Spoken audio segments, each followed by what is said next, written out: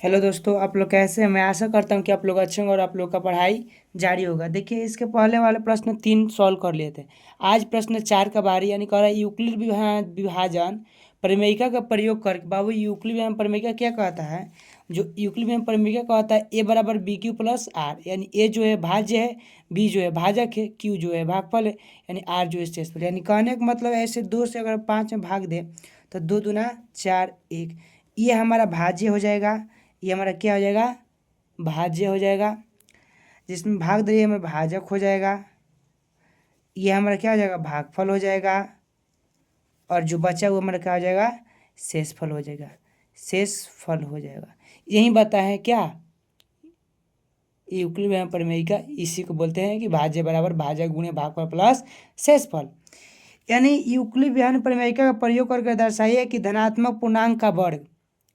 बाबू, अब पूर्णांक क्या होता है समझ लीजिए।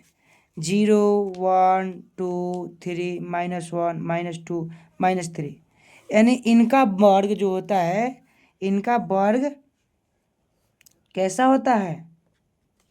वर्ग किसी पूर्णांक m के लिए 3m प्लस 1 के रूप का होता है। यानी इतना चलिए हम जानते हैं। क्या कर रहा है? धनात्मक पूर्णांक कह रहा है। तो हम क्या करेंगे, आइए इसको सॉल्व करते हैं। बाबू ध्यान से समझिएगा, इसके पहले आप नहीं जानते थे लेकिन अब जान जाइएगा, ठीक है।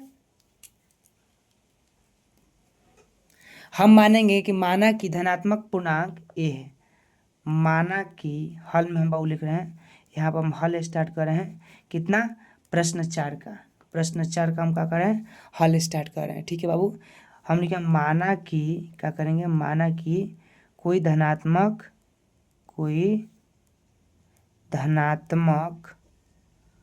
माना कि कोई धनात्मक, और क्या करें बाबू इसमें कि माना कोई धनात्मक पूर्णांक।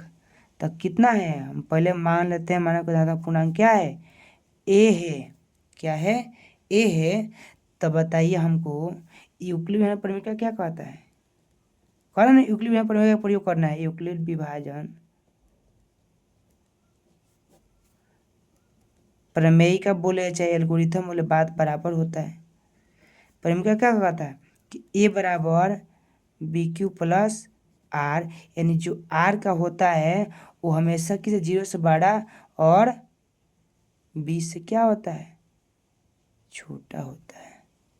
समझ गए मेरे बात को? यानी कहने का मतलब जो शेषफल होता है, यहाँ पर हम समझा दे रहे हैं आपको एक रफ कॉपी को लेकर।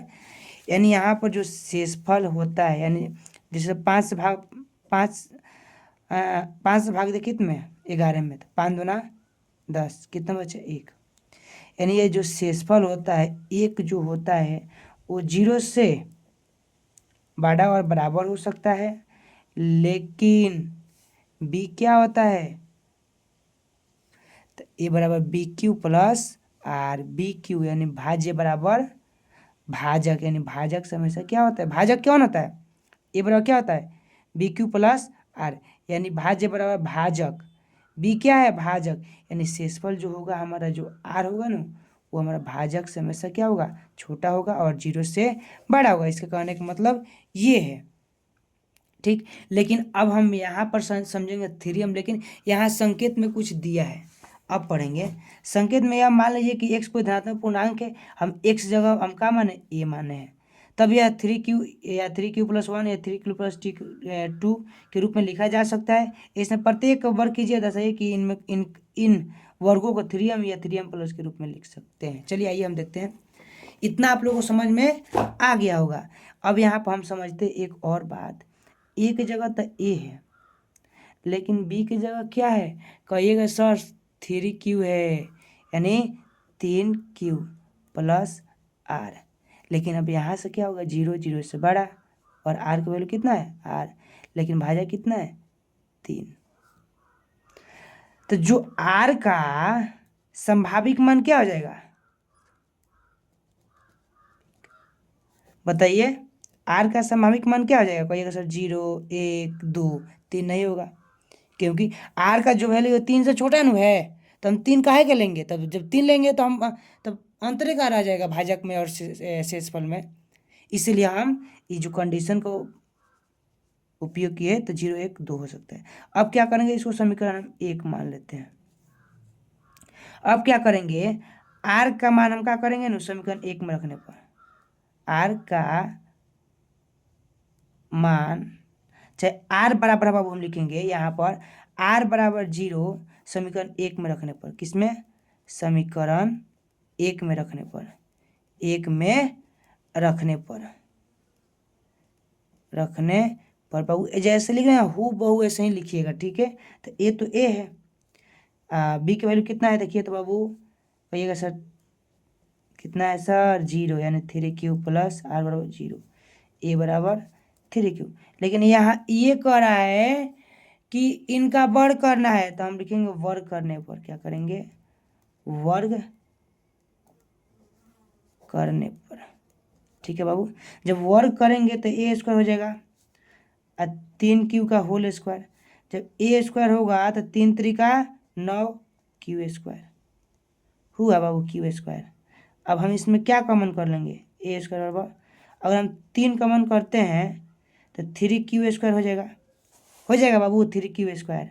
अब हम यहाँ क्या करते हैं कि चूंकि लिख दे, चूंकि 3q स्क्वायर बराबर m, चाहे मान लेते हैं चूंकि 3q स्क्वायर बराबर m अगर मान लिए तो ए स्क्वायर बराबर क्या हो गया 3m, तो एगो तो हमको मिल गया 3m, एगो तो हमारा मिल गया, एक और न चाहिए। हम यहाँ पर माने हैं कि माना, चाहे चूंकि ना लिखे हम माने लिखते हैं, माना कि 3q स्क्वायर बराबर क्या m, तो हम इसके जगह क्या कर दिए m रख दिए, तो 3m। हमको क्या चाहिए था बाबू, हमको 3m चाहिए था, देखिए तो 3m प्लस 1। अब एक और चाहिए 3m प्लस 1, एक हमको तो मिल गया। अब क्या करेंगे बाबू, यहाँ पर ध्यान से देखिए, अब करेंगे r बराबर कितना, 1 रखने पर, 1 रखने पर किसमें, समीकरण 1 में। बाबू इसमें कुछ नहीं करना होता है समीकरण, बस थोड़ा ध्यान देना पड़ेगा। तो ऐसा तो मान लीजिए कि अब ऐसा समझिए कि आप जब पढ़ने जाते हैं तो अब चाहिएगा साइकिल चला के जेबे ना करे, आप विद्यालय में पहुंच जाए, तो ये तो असंभव हो जाएगा ना, असंभव हो जाएगा। तो इतना आपको ध्यान देना पड़ेगा। तो ए बराबर क्या हो जाएगा 3q प्लस आर, यानी ए बराबर 3q प्लस 1। अब क्या कर रहा है, दोनों तरफ वर्ग करने पर, तो वर्ग करने पर तो वर्ग कीजिए, ए स्क्वायर बराबर 3q प्लस 1 का होल स्क्वायर, चलिए ए स्क्वायर बराबर कीजिए ए प्लस बी का होल स्क्वायर। अब देखिए यहाँ पर हम साइड में लिख देते हैं, ए प्लस बी का होल स्क्वायर क्या होता है, A square plus B square plus 2ab, यही ना होता है। ए प्लस बी का होल स्क्वायर क्या होता है, A square plus B square plus 2ab, यही होता है। ए स्क्वायर एक जगह कितना है, यहाँ ए है ये बी है, लेकिन एक जगह क्या है 3q का होल स्क्वायर प्लस बी की जगह क्या है 1 का होल स्क्वायर, 1 का होल स्क्वायर प्लस 2, ए की जगह क्या है 3q, अब बी की जगह 1, तो 1 रखिए 3q इंटू 1। और देखिए ए स्क्वायर बराबर क्या हो जाएगा 3 त्रिका 9q स्क्वायर प्लस 1 तो 1, अब 3 दूना 6q, एगो काम कीजिए ए स्क्वायर या 9q कर दे स्क्वायर कर दीजिए और 6q कर दीजिए, आप प्लस 1 को इधर अलग कर दीजिए, ठीक। अब ये दोनों में से कॉमन कीजिए, ये दोनों में से क्या कीजिए कॉमन कीजिए, तो ए स्क्वायर बराबर क्या हो जाएगा 3 कॉमन कीजिए तो 3q स्क्वायर प्लस 3 दूना 6 2q प्लस 1। अब इसको क्या कीजिए, मान लीजिए m, माना m जब मान लिए यहाँ पर सॉल्व करते हैं तो ए स्क्वायर क्या हो जाएगा 3, तो 3m प्लस 1, यही ना हमको सिद्ध करना था। देखिए सिद्ध क्या करना था कि 3m के रूप को होता है, यही तो सिद्ध करना था, तो हम तो सिद्ध कर ही दिए। तो हम ये क्या लिख सकते हैं, हम इसमें लिखेंगे यहाँ साइड पर, तो यहाँ समीकरण क्या हो जाएगा हमारा 3 हो जाएगा। तो हम लिखेंगे धनात्मक पूर्णांक का वर्ग करने पर कि यूक्लिड व्यवहार परिमेय का प्रयोग करके दर्शाइए कि धनात्मक पूर्णांक का वर्ग किसी पूर्णांक m के लिए 3m प्लस के रूप का होता है। हाँ कहिएगा हाँ होता है। लिखेंगे किसी धनात्मक पूर्णांक को वर्ग करने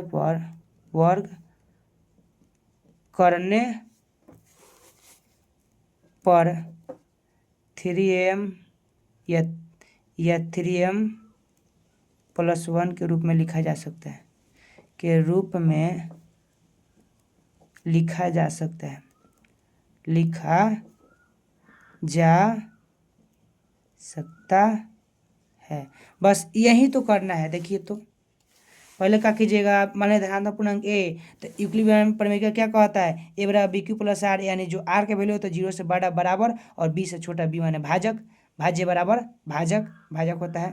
तो हम ऐसे कंडीशन देखें तो इतना, यानी आर का जो वैल्यू है 3 से क्या है, छोटा है, तो 0 1 2 3 रख दिए। आर का वैल्यू एक बार 1 रखे, 0 रखे, एक बार 1 रखे।